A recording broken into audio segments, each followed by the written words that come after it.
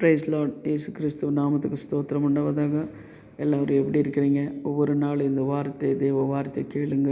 கர்த்தர் உங்களை ஆசீர்வதிப்பார். விசுவாசிங்க. இன்றைக்கான தேவ வார்த்தை சங்கீதம் 81வது அதிகாரம் 7வது வசனத்தை நீங்கள் பாருங்கள். நெருக்கத்திலே நீ கூப்பிடுவாய், நான் உன்னை தப்புவிப்பேன்றார்.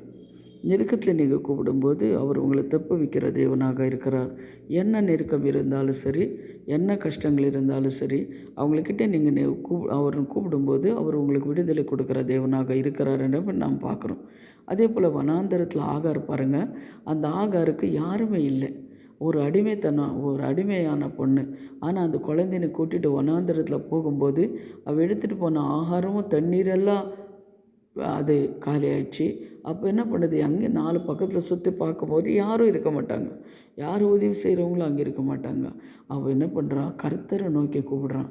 ஆண்டவரே, என் குழந்தை எனக்கு முன்னாடி சாகிறத நான் பார்க்க முடியாது. ஆண்டவரே, எனக்கு நீர் உதவி செய்யுங்க அப்படின்னு சொல்லி அவள் என்ன பண்ணுறான், கண்ணீரோட ஜெபிக்கும்போது கூப்பிடும்போது கர்த்தர் என்ன பண்ண, தூதன் அனுப்பி அந்த இடத்துல நீரூற்று உருவாக்கி, அந்த நீரூற்று ஆகாரே, நீ பயப்படாதே, நான் உன்னை மகன் என்ன பண்ண, நான் ஆசீர்வதிக்கிறேன், பெரிய ஜாதி ஆகிறேன், நீ பயப்படாதே அப்படின்னு சொல்லி ஒரு தைரியம் சொல்கிறார் அவர், இல்லைங்களா? அதே போல் நீங்கள் என்ன பண்ணுங்கள், நெருக்கத்தில் உங்களை கூப்பிடுங்க, கர்த்தர் உங்களை ஆசீர்வதிக்கிறார்.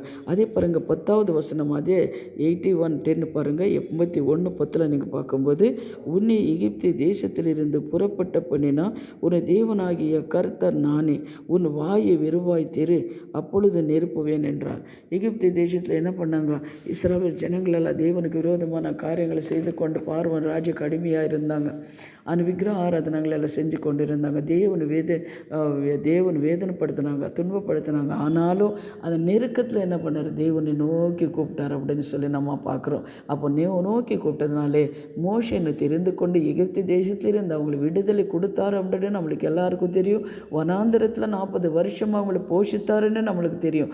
அன்பான தேவ ஜனமே, என்ன காரியங்கள் இருந்தாலும் சரி, தேவன பாதத்தில் அவரை நோக்கி கூப்பிடுங்க. கர்த்தர் உங்களுக்கு விடுதலை கொடுக்குற தேவனாக இருக்கிறார். ஏன்னா நாங்கள் எல்லாம் சாட்சிகளாக இருக்கிறோம். நாங்களெல்லாம் தேவனை விடுவித்திருக்கிறார். உங்களை கூட தேவனை விடுவிக்கிற தேவனாக இருக்கிறார். நீங்கள் நோக்கி கூப்பிடுங்க, அவர் நோக்கி கூப்பிடுங்க, கர்த்தர் தேடுங்க, அப்பொழுது எல்லா காரியங்களும் விடுவிக்கிறவராக இருக்கிறார். இப்போ நம்ம ஜெபிக்கலாம். எங்களை அதிகமாக நேசிக்கிற பரலோக பிதாவே, சர்வ வல்லமுள்ள தேவனே, ஆமென் ஐயா. இந்த வார்த்தையின்படி கர்த்தாவே, ஆண்டவரே அப்பா, யார் யார் கஷ்டத்தோடு இருக்கிறாங்களோ இந்த வார்த்தை கேட்டு தகப்பனே, தேவனே இந்த மாதிரி நான் கஷ்டத்தில் இருக்கிறேன்னு சொல்லி தகப்பனே ஸ்தோத்திரம் ஆண்டவரே. கூடும்போது ஆகார் கண்ணீர் தொடித்த தேவன் ஒவ்வொருத்தர் கண்ணீர்களை நீர் தொடிங்கப்பா.